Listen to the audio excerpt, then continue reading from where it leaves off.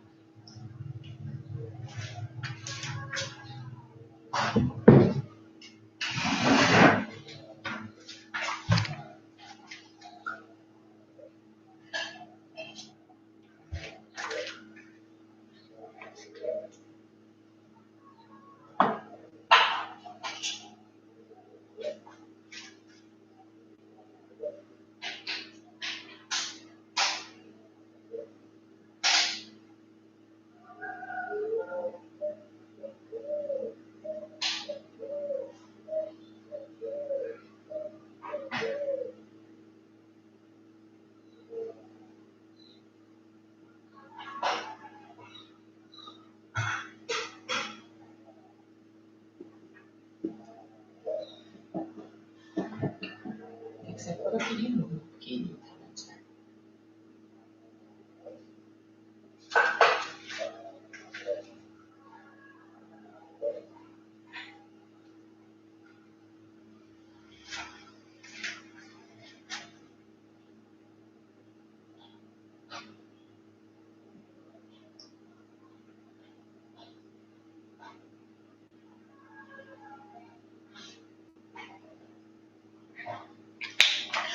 Pessoal, vamos lá. Já tem uma boa quantidade aí. Vamos começar então aqui para não enrolar vocês, né? Então é o seguinte.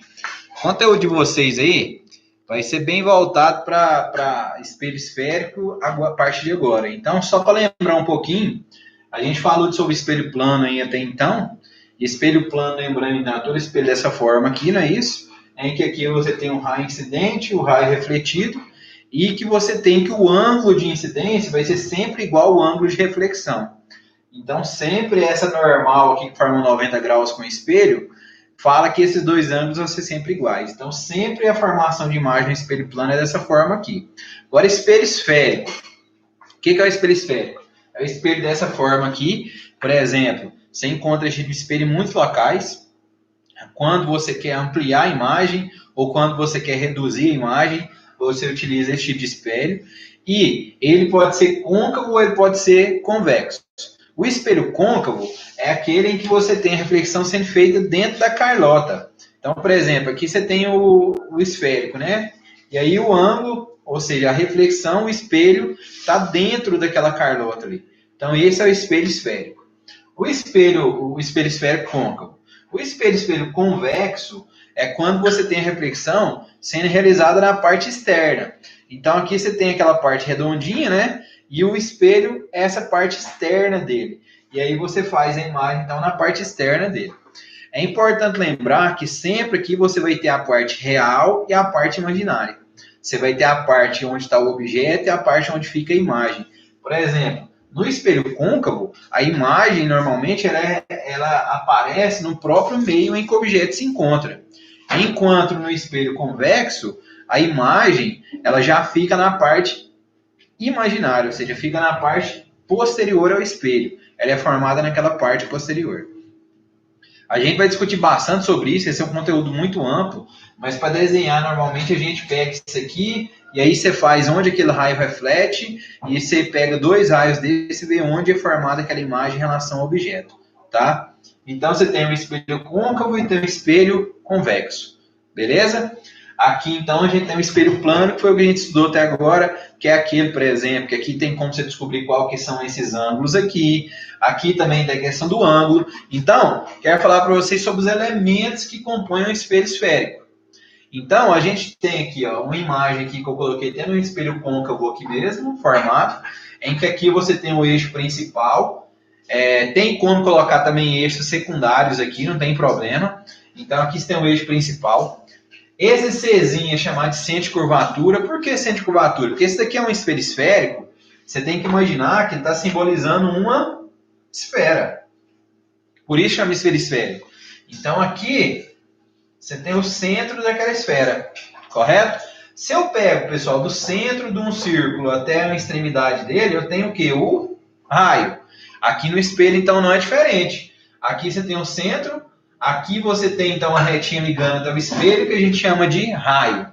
Beleza? Então, aqui eu tenho o centro, aqui eu tenho o raio, que é a distância do centro até o espelho. Sempre a distância do centro até o espelho a gente chama de raio. Então, aqui eu tenho o raio e aqui também eu tenho o raio, que é a distância da imagem, do objeto ou do meu centro até o espelho. Então, a distância do centro até o espelho, ou do centro até o vértice, eu chamo de raio. Esse pontinho aqui eu chamo de vértice, que é o ponto em que delimita o espelho em duas partes iguais. Então, aqui você tem o espelho, eu tenho a parte de cima e a parte de baixo, espelho esférico, e aqui, então, tem meu vértice que divide essa parte em duas. E é o ponto onde o eixo principal encontra o meu espelho. Então, ali eu chamo de vértice, ok? Então, aqui eu tenho centro de curvatura, aqui eu tenho raio, aqui eu tenho o eixo principal, aqui eu tenho o vértice, e esse ângulo aqui, alfa, que a gente pode falar de abertura também, é o ângulo em que aquele espelho está aberto em relação aos raios, ou seja, que o raio está aberto em relação ao espelho.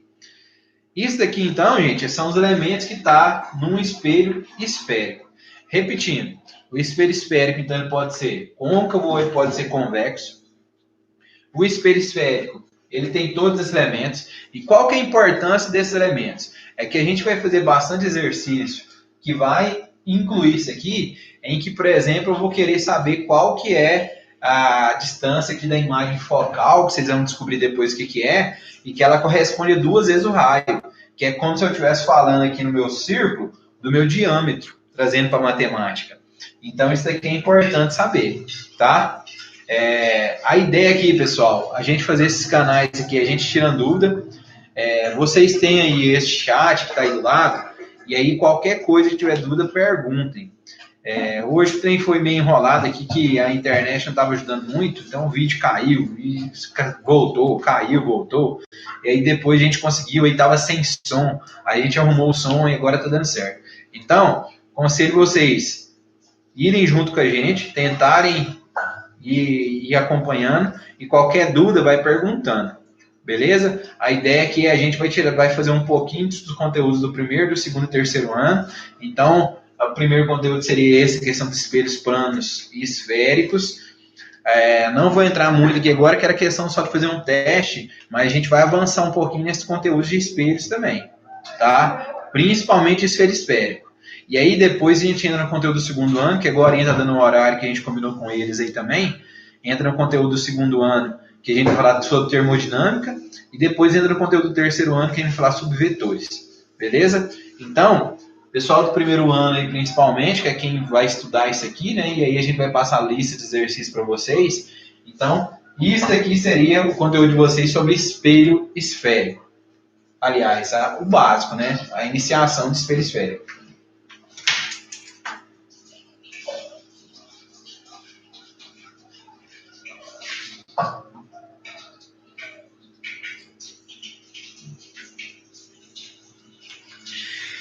E aí, já para antecipar aqui, pessoal, repetindo, né? Lembra daquela leizinha que falar com ângulo de incidência igual de reflexão? No espelho esférico, aqui também continua sendo a mesma coisa, tá? Já adiantando, aproveitando esses minutinhos aí, já que a gente demorou muito. Então, por exemplo, aqui, ó, eu tenho que esse ângulo, se eu passar normal aqui, ó, eu tenho que esse ângulo de incidência tem que ser igual ao ângulo de reflexão. Aqui também, se eu passar normal aqui, eu vou ter o ângulo de incidência é igual ao ângulo de reflexão. E vou mais além, pessoal. A primeira lei da reflexão no espelho esférico fala o seguinte: o raio incidente, o raio refletido e a normal, que é essa daqui, ó, eles estão sempre no mesmo plano. O que significa isso? Elas vão estar sempre no mesmo plano de trabalho, no mesmo plano relacionado ao, vamos pôr aqui, ao 2D, 3D que você esteja trabalhando. Então aqui também, ó, raio incidente, raio refletido e aqui tem a normal. Todas elas estão no mesmo plano. Repito, a imagem pode ser feita aqui do outro lado. A imagem, tá? Agora, o raio incidente, o raio refletido, a normal e o objeto, eles vão estar sempre no mesmo plano. Beleza? Conteúdo do primeiro ano, inicialmente, eu não queria falar muito mais coisa para vocês, não, para não ficar muito amplo. Mas aí a gente vai marcar outra live dessa aí com o pessoal, com a coordenação, com a Aline, com o pessoal, para a gente poder falar aí sim específico de espelho esférico, falar sobre como olhar a imagem, os elementos que tem em relação à imagem à distância focal, em relação à distância da imagem, aquela formulazinha que a gente trabalhou lá, ó. 1 sobre P mais 1 sobre P', que sai daquela forma. I sobre O, P' sobre P. Essas daqui vão ser bastante utilizadas aqui no espelho esférico. A gente vai estudar bastante sobre isso, tá? Alguma dúvida sobre isso que a gente falou até agora, que vocês queiram perguntar, coloca aí no chat, pessoal, principalmente do primeiro ano, que aí agora eu vou tá passando para o conteúdo do segundo ano aí, porque senão a gente fica enrolado. Mas, alguma dúvida queira perguntar para vocês? Agora vocês estão escutando tudo bem? Alguma dúvida queira perguntar? Se quiser, coloca no chat aí alguma dúvida para a gente poder esclarecendo vocês. Quanto isso, eu vou apagar aqui, E aí, se eu lembrar de mais alguma coisa básica, porque hoje eu quero falar só o básico para a gente poder avançar depois. Que aí a gente faz uma aula só sobre espelho esférico, e aí a gente faz aí os 40, 50 minutos certinho, para a gente poder aprender bastante sobre espelho esférico e ver como vai ficar a questão das nossas aulas aí, né? Mas de antemão, quero falar para vocês tomarem cuidado, não se descuidem com esse vírus aí. A gente já aprendeu bastante, vocês sabem muito bem sobre isso. Então toma cuidado, fiquem espertos e se cuidem. Exatamente essa a fala, né? Se cuidem. Toma cuidado com essa transmissão, porque é muito perigoso. Mas no final tudo vai dar certo. Com fé em Deus tudo vai dar certo. Ok? Vou passar então o conteúdo do segundo ano aqui agora.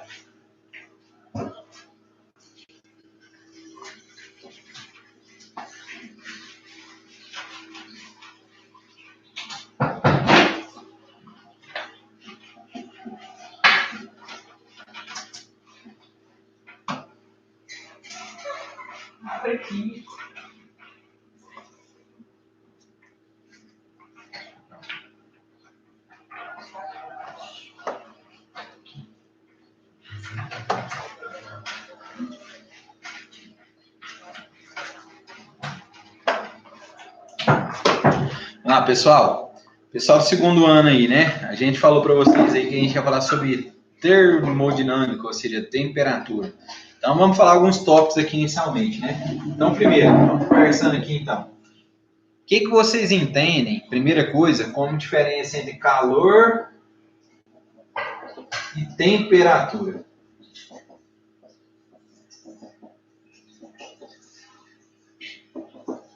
Então, a primeira coisa que a gente põe vocês para refletirem aí, né?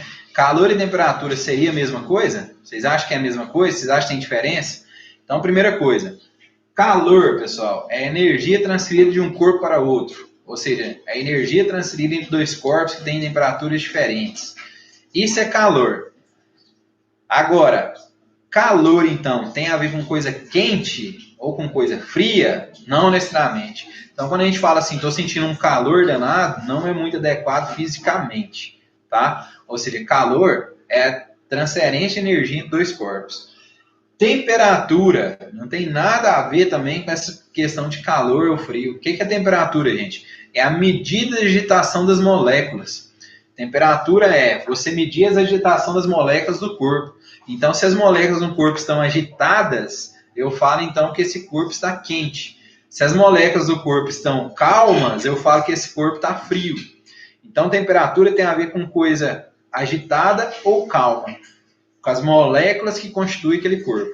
Então, temperatura, repetindo, é quando você tem a medida de agitação das moléculas. E o que é calor?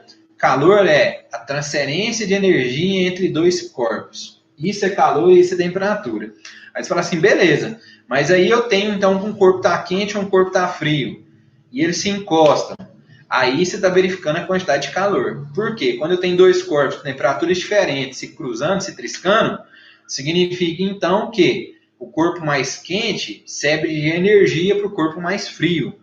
E aí você vai ter então uma troca de energia entre eles que a gente conhece como calor. Então, o corpo mais quente cede energia para o mais frio. O que isso acontece então? O que vai suceder? O corpo mais quente, logicamente, vai perder um pouco de temperatura, vai abaixar a temperatura, e o corpo que estava mais frio vai subir a temperatura. Não sei se vocês já viram, mas como desafio tem aquele filme que chama O Dia Depois de Amanhã, que aí tem um rapaz, a moça lá e uns amigos deles que viajam lá para Nova York participar de um torneio lá de competição de inteligência, e aí acontece uma catástrofe natural e eles ficam presos na biblioteca e o rapaz vai lá uma hora e entra na água do mar totalmente congelado e fica literalmente hipotenso, né? Fica hipotérmico. E aí, nesse momento, a menina vem e abraça ele. Isso daí, então, é o que salva a vida dele, porque faz com que a temperatura dele eleve um pouco. Então, quer dizer que isso é calor, a troca de energia entre dois corpos. Lembrando que é sempre do corpo mais quente para o corpo mais frio. E essa troca de energia acontece até que ambos atinjam o equilíbrio térmico. Então, isso vai acontecer até que os dois atinjam o equilíbrio térmico. Pessoal, então, repetindo, isso é temperatura e isso é calor. Aí a gente coloca várias questões que a gente pode pôs sob esse entendimento que caiu em vestibulares famosos pelo Brasil afora, aí, por exemplo, da área militar. Aí, por exemplo, eu venho e falo para vocês o seguinte, eu quero colocar na geladeira um objeto bastante quente. Aí eu venho aqui, essa é a aula do segundo ano, isso mesmo. Aí eu venho aqui e coloco esse objeto quente dentro de uma geladeira. O que vai acontecer com esse objeto na hora que você coloca ele dentro da geladeira? Ele vai esfriar, não vai? Beleza. Mas por que ele vai esfriar?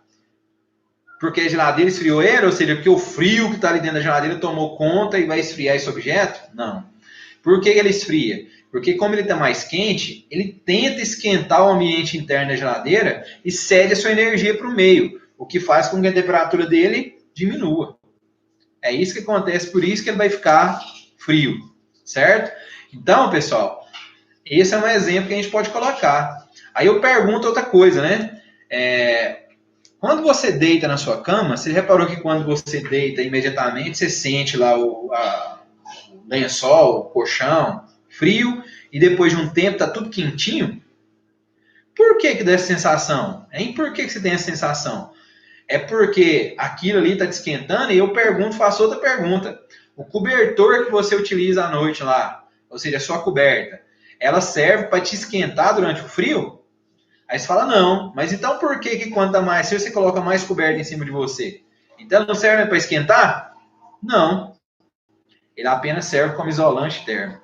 Ele impede que seu corpo perca energia para o meio. Então, o que vai acontecer? Você deitou na cama, lá está friozinho, né? Depois de um tempo vai estar tudo agradável, vai estar tudo quente. Por quê? Porque como seu corpo está mais quente do que aqueles objetos, que aquela situação, então seu corpo aquece aquela situação. E aí tudo que está ali vai ficar na mesma temperatura do seu corpo. E então, você atinge o equilíbrio térmico e tudo ali vai estar gostoso, vai estar quentinho, vai estar agradável. Agora, aí por que então quando dá mais frio você coloca mais coberta? Porque o ar fica mais denso e você precisa de colocar mais coisas para impedir que o seu corpo perca energia para o ar frio. Então você vai ter aquela situação que mantém seu corpo numa temperatura agradável. Certo? Ou seja, então o cobertor ele é só um isolante térmico. Ele impede que seu corpo perca energia. Então quando você fala assim, nossa, hoje o dia está muito frio.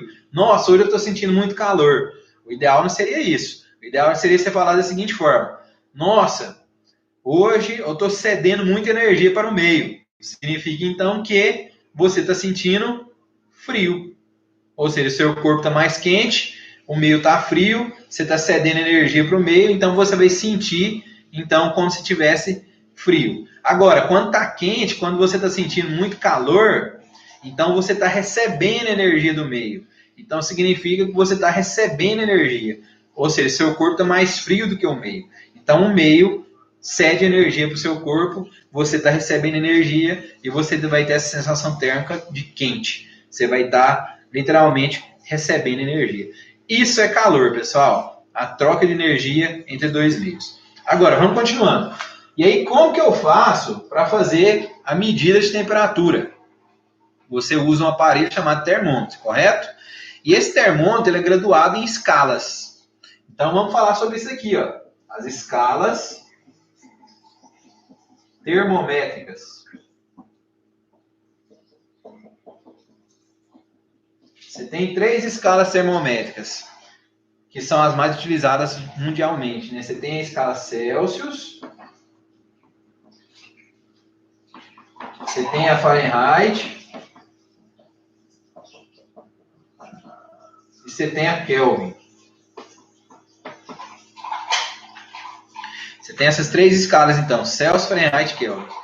A Celsius é utilizada em todos os países de língua portuguesa, a Fahrenheit é utilizada em todos os países de língua inglesa, e a Kelvin é utilizada em praticamente todo o resto do mundo. Então, você tem Celsius utilizado em língua portuguesa, Fahrenheit em língua inglesa e Kelvin utilizado em todas as outras línguas do mundo. Por que eu tenho que saber isso, professor? Porque a gente pode colocar em provas diversas aí, de concurso, Enem, etc., falando que uma pessoa saiu do Brasil, viajou para os Estados Unidos e verificou a temperatura aqui e lá, porém lá ele não entendeu porque estava em outra escala e eu pergunto qual que é essa escala. Então, qual que é a língua lá? Inglesa. Então, a escala lá é Fahrenheit. Certo? Mas ele saiu do Brasil e foi para o Japão. Então, quer dizer que lá é qual a escala? Kelvin. Beleza?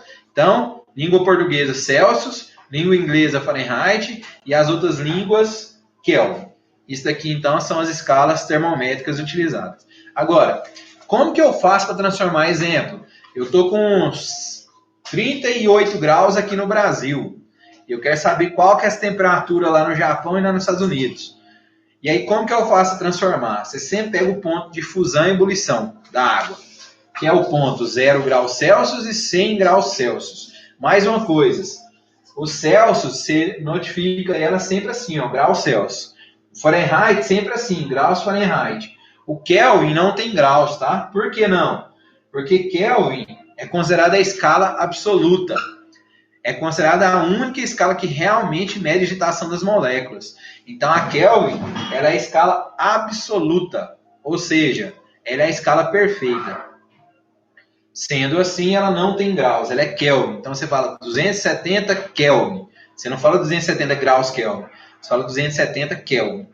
Beleza? Ou seja, aí como que você faz, então, utilizando esses pontos como referência? Eu venho aqui e coloco, ó, vou colocar as 3 escalas aqui. Eu vou colocar até uma escala a mais aqui, que eu quero criar uma escala nova. Então, você vem aqui, escala Celsius. Ponto de fusão, ponto de ebulição. Isso aqui na escala Celsius. Vou pôr só o Czinho aqui para a gente entender. Depois, escala Fahrenheit. Aqui é 32 e aqui é 212. Ou seja, enquanto a Celsius é dividida em 100 partes, a Fahrenheit é dividida em 180 partes. E a Kelvin, ela começa em 273 e vai até 373. Ou seja, ela também é dividida em 100 partes. O que significa ser dividido em 100 partes, pessoal? É que ela é chamada de escala centígrada, ou seja, dividida em 100 partes iguais. Beleza? E vou criar uma escala aqui que eu vou chamar de escala A. Que eu vou pôr uns valores quaisquer aqui, que a minha escala vai de menos 50 até 250. Nessa minha escala. Aí eu venho aqui e vou criar um ponto qualquer aqui no meio. Esse ponto qualquer pode ser qualquer temperatura que você queira transformar. Então aqui eu vou chamar de C, Celsius, aqui de F, aqui de K e aqui eu vou chamar de A. Mas pode ser X, pode ser Y e pode ser qualquer temperatura que você queira transformar. Então como que eu faço transformar entre elas? Eu venho aqui e monto minha fórmula por proporção. Ó. Um pedaço sobre o todo. Então eu vou pôr aqui, ó, C menos 0, ou seja, do meio menos de baixo, sobre o de cima menos o de baixo. 100 menos 0. Isso tem que ser igual a do meio menos de baixo, sobre o de cima menos o de baixo. Que tem que ser igual a do meio menos o de baixo, sobre o de cima menos o de baixo. E vou colocar de outra cor aqui, essa nova escala que eu estou criando. Que ficaria assim, né? Do meio menos o de baixo, sobre o de cima, menos o de baixo. Certo? Aí vamos lá. Aqui então, C menos 0 fica C, 100 menos 0 fica 100. Aqui vai ficar F menos 32, aqui vai ficar 180. Aqui vai ficar K menos 273, aqui vai ficar 100. E aqui vai ficar A mais 50, que é menos com menos é mais. Aqui vai ficar 250, menos com menos mais. Aqui vai ficar 300. Aí o que você pode fazer agora, pessoal? Por exemplo, vamos fazer simplificações. Aqui eu posso cortar, ó, 0, 1, 0, 1, 0. Depois eu posso vir aqui e dividir todo mundo por 2. E aí como vai ficar aqui agora? C sobre 5. F menos 32 sobre 9. K menos 233 sobre 5. A mais 50 sobre 15.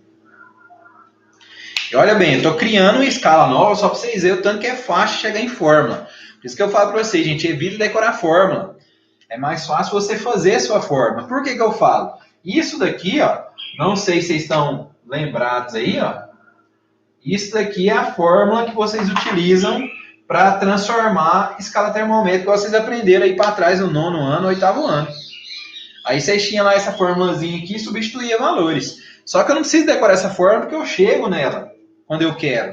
E aí, por que eu quero chegar com isso? Se eu falar para vocês que eu estou criando essa nova escala A aqui, então, e quero chegar num valor final nela, por exemplo, quanto que vale 30 graus Celsius nessa nova escala? Vai resolver eu decorar isso aqui? Não. Por quê? Porque essa parte não entra naquela decoreba que eu tinha. Então, você tem que descobrir qual que é a fórmula para poder chegar nela depois. E aí você descobre usando isso aqui, usando a equaçãozinha. Aí agora, entre essas daqui, tudo bem. Por exemplo, eu quero transformar de Celsius em Kelvin. Aqui na parte de baixo deles não é tudo 5? Então, pode-se considerar essa parte falando o seguinte: Celsius é igual a Kelvin menos 273. Então, se eu quero saber quanto que vale 300 Kelvin na temperatura Celsius, é só pegar 300 menos 273, certo?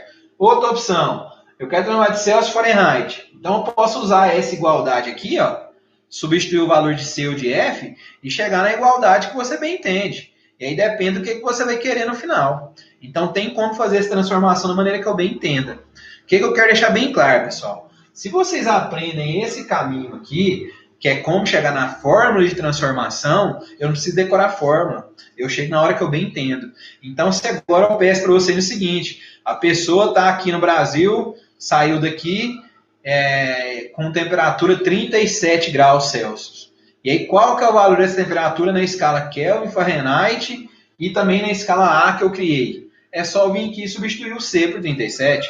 Então, não vou nem montar aqui, só vou colocar. Então, exemplo, vai ficar 37 sobre 5, F menos 32 sobre 9, K menos 63 sobre 5, A mais 50 sobre 15.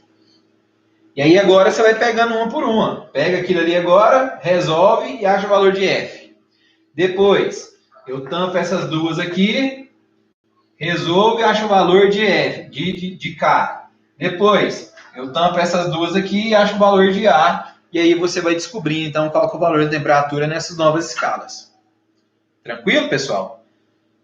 Inicialmente, eu não queria falar muita coisa de conteúdo, a ideia é a gente discutindo, até porque nem a sala toda de vocês está aqui presente, né? Para a gente poder discutir.